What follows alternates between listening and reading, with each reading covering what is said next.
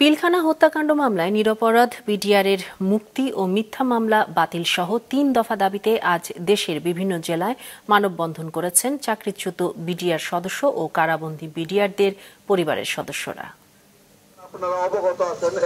ঢাকা বিশ্ববিদ্যালয়ের রাজু ভাস্কর্যের সামনে বিডিআর বিদ্রোহের ঘটনায় গঠিত তদন্ত কমিশনকে স্বাধীন ও নিরপেক্ষভাবে কাজ করার জন্য প্রজ্ঞাপনের একটি ধারা বাতিল, জেলবন্দী বিডিআর সদস্যদের মুক্তি ও চাকরিতে বহালের দাবিতে এ মানববন্ধন করেন চাকরিচ্যুত বিডিআর সদস্য ও কারাবন্দীদের পরিবারের সদস্যরা। এই বিডিআর হত্যা মামলার যত দ্রুত সম্ভব একটি সমাধান এনে দিতে হবে সরকারকে। আমাদের ন্যায্য পাওনা আমাদেরকে বুঝিয়ে আমাদের সম্মান আমাদেরকে ফিরিয়ে দেওয়া হোক। এটি একটি গণদাবি জানিয়ে বৈষম্য বিরোধী ছাত্র আন্দোলনের অন্যতম সমন্বয়ক মাহিন সরকার বলেন, জনগণ চায় এর ন্যায় বিচার হোক। আজকে যারা অন্যায়ভাবে চাকরি হারিয়েছেন তারা জানতেনই না তাদের অপরাধ কি। তাদের অধিকার রয়েছে চাকরি ফেরত পাওয়ার। এটি অত্যন্ত বেদনাদায়ক এবং কষ্টদায়ক। আমাদের কেন আন্দোলন করতে হবে? আমাদের কেন শাহবাগ ব্লকেট করতে হবে? এটি তো একটি গণদাবি। 250-টিরও বেশি ডিজাইন অপশন নিয়ে ওয়ালটন স্মার্ট ফ্রিজ, বোঝে আপনার প্রয়োজন।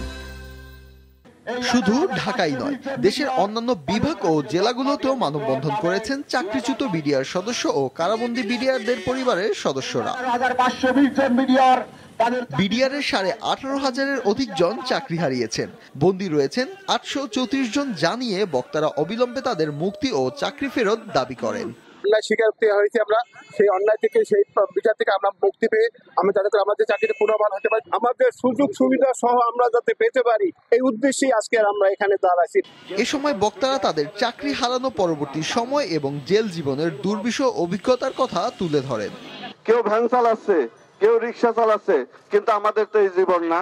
এই ঘটনায় তারা যে মানবতার জীবন যাপন করছে, সেখানে অনেক ব্যক্তি চোখের পানি ফেলে। ওনারে যে সাজা দিয়েছিল সেটা হয়ে গেছে, হওয়ার পরেও তার কোনো মুক্তি হয় না এখন পর্যন্ত। এছাড়া স্বাধীন তদন্ত কমিশনের মাধ্যমে পিলখানায় 2009 সালে 57 জন সেনা কর্মকর্তা সহ 74 জন বিডিআর সদস্যকে হত্যার প্রকৃত কারণ উদ্ঘাটন সহ জড়িতদের দৃষ্টান্তমূলক শাস্তিও চান আন্দোলনকারীরা। ফাহিয়ান হামিম, মাছরাঙ্গা নিউজ ডেস্ক।